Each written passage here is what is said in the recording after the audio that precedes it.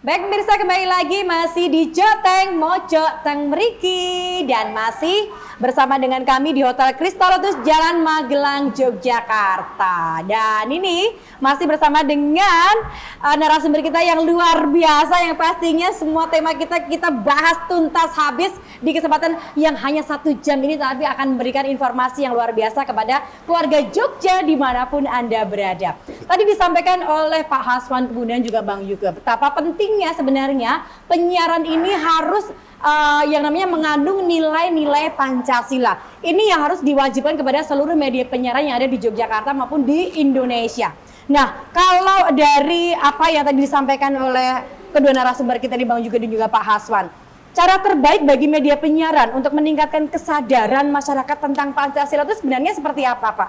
Apakah dengan penyiaran yang isinya begitu terus ada Pancasilanya, atau mungkin ada jeda-jeda tertentu? Kalau menurut pengawasan dari KPID seperti apa ini, Pak? Jadi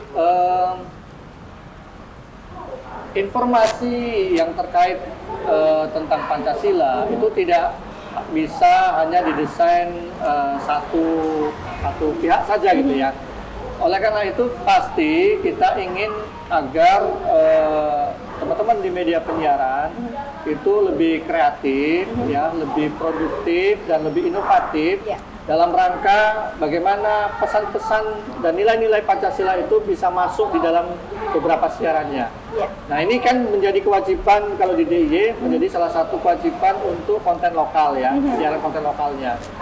Nah, oleh karena itu kami berharap betul dengan teman-teman di media penyiaran, karena media ini kan bisa merubah mindset masyarakat, bisa menggiring opini masyarakat, sehingga kekuatan media ini itu menjadi kekuatan juga bagaimana kita bisa mendesakkan nilai-nilai Pancasila tadi.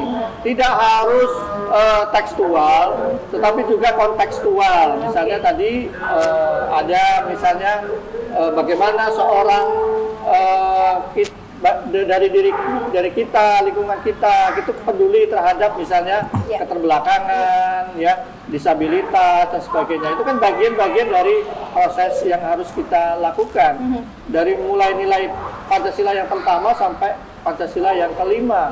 Itu bagaimana dikontekstualkan untuk kehidupan kita sehari-hari. Misalnya membantu pihak lain, di jalan kita ketemu orang tersesat misalnya ya.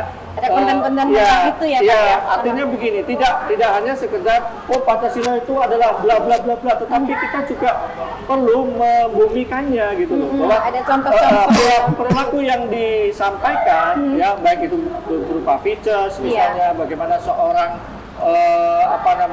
yang dapat medali misalnya ya, bagaimana mereka berjuangnya dan seterusnya ya. Ini bisa menjadi inspirasi gitu ya bagi kalangan lain gitu, untuk bisa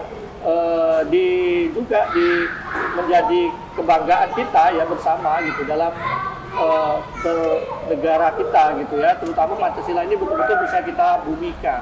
Betul, sebenarnya banyak sekali contoh-contoh yang ada di berbagai program tayangan media ataupun contoh-contoh kecil di masyarakat yang itu sudah mengandung nilai-nilai Pancasila ya, Bang Haswan ya. Nah, Bang Yuke, kalau menurut dari pandangan Bang Yuke sendiri sebagai kali ini sebagai kapasitasnya sebagai seorang Ketua Forum Pendidikan Kebangsaan dan Pancasila, perlukah melibatkan masyarakat dalam penyampaian media ataupun konten-konten yang dimana nanti isinya benar-benar terisi dengan banyak sekali nilai-nilai positif dari Pancasila? Iya, jadi kalau kita melihat di kehidupan nyata masyarakat ya, masyarakat Indonesia khususnya masyarakat Jogja itu sebenarnya mereka ini sudah sangat dewasa dari sisi ketika mereka ini kemudian misalnya melakukan atau melaksanakan kegiatan yang itu ada hubungannya dengan Pancasila. Cuman masalahnya itu tidak dinarasikan, Mbak. Tidak dinarasikan itu, sehingga akhirnya ada gap. Oh, ini itu hanya perbuatan baik biasa. Padahal sebenarnya itu ada hubungannya dengan Pancasila. Gitu ya. Makanya tadi sebenarnya ide tentang menarasikan itu muncul itu adalah agar kemudian bahwa sebenarnya kegiatan-kegiatan ini, kegiatan yang dilakukan oleh masyarakat itu sebenarnya adalah ada hubungannya dengan Pancasila, tapi belum dinarasikan. Terus sekarang gini, Mbak, ingat nggak dulu itu pernah ada sekelompok warga di Jogja Iya. itu yang mereka itu kemudian kalau ada jalan rusak Pak Aswan di Jogja itu dikasih pilok gitu loh. Tujuannya agar kalau nanti pengendara itu Yang lewat tahu ya, itu. aha. Itu mereka nggak ada yang nyuruh, nggak ada yang Kesadaran bayar. sendiri ya. Bahkan mereka tidak ngomong, tidak ngaku-ngaku ini saya loh, itu tidak. Tapi mereka melakukan itu betul-betul murni agar jangan sampai ada orang yang jatuh. celaka Lah gitu ini itu sangat Pancasila sekali. Cuman tapi sudah mulai hilang itu Pak kebiasaan nah seperti mungkin ada ya. hal-hal seperti ini ke depan itu agar bisa dinarasikan ini loh. Kita ini sedang melaksanakan Pancasila, misalnya sila kedua kemanusiaan yang adil dan beradab, menjaga agar jangan sampai ada orang celaka gitu. Iya. Kemudian ada sekarang ini bermunculan semacam komunitas-komunitas Mbak Rika ya. Saya ikut kebetulan beberapa komunitas. Iya. Itu yang kemudian misalnya di komunitas ini saling berbagi informasi. Ketika malam-malam itu ada mobil mogok dari anggota komunitas ini. Iya. Lur, iki aku mogok ning dalan iki ana sing iso bantu ra. Itu ternyata luar biasa itu. Kemudian ada responnya banyak gitu. Wis aku maku, ini wis aku lakukan itu. Ya, Kemudian ada juga namanya, kemudian bahkan ada juga di tingkat yang sifat di tingkat kedaerahan di di masyarakat di lokal-lokal ya, misalnya kayak kecamatan ada komunitas masyarakat kecamatan apa misalnya serandaan apa-apa. Itu di situ saling berbagi dan kemudian menyampaikan misalnya ada masyarakat yang membutuhkan. Tadi misalnya lur iki ning nggone dhewe ana bapak sing anake rasan jupuk ijazah itu. Oh iya. Langsung itu. Nah ini Mbak yang sebenarnya harapan kita ke depan itu bahwa hal-hal seperti ini bisa muncul, bisa bisa langsung lahir dari masyarakat dan tidak di-guidance atau tidak diperintah oleh negara. Karena hal-hal seperti ini tidak harus dari pemerintah. Nah negara cuma melindungi menggunakan regulasi-regulasi seperti yang disampaikan Pak Aswan, misalnya tadi regulasi agar dalam menyiarkan konten-konten itu ada lambang-lambang negara. Tapi nanti nilai keberhasilannya adalah ketika di masyarakat itu muncul gerakan-gerakan tadi, Mbak. Nah, saya pernah ada pengalaman, kebetulan ini bukan di Indonesia, di luar negeri ya. Ya, di suatu negara itu saya itu mencari alamat itu ya. Di pinggir jalan itu saya lihat ada orang tua itu. Ada orang tua, kemudian dia pakai seragam tapinya. Kemudian saya datangi, saya tanya alamatnya, dia tunjukkan gitu. Oh, di sana itu. Nah kemudian ketika saya jalan, dia ngikuti dari belakang. Gitu. Saya kira itu dia ini mau berbuat jahat atau apa itu. Ternyata dia itu memastikan saya itu selamat gitu. Nah kebetulan saya itu ketemu dengan duta besar negara itu. Jadi katakan saja negara Jepang ya. Saya ketemu sama duta besar, sama Pak Duta Besar itu saya tanyakan pengalaman itu. Saya tanya, apakah orang itu karena dia pakai seragam, pakai rompi, apakah beliau itu dibayar atau apakah mereka ini orang pemerintah? Duta besar ini bilang, bukan Pak Yugo itu bukan pemerintah dan itu tidak dibayar, itu murni dari masyarakat. Nah harapan saya ke depan nanti itu nilai-nilai Pancasila itu munculnya bukti atau hasilnya itu bukan dari kemudian orang itu tahu dan sebagainya, tapi kemudian justru muncul dari perbuatan-perbuatan baik di masyarakat.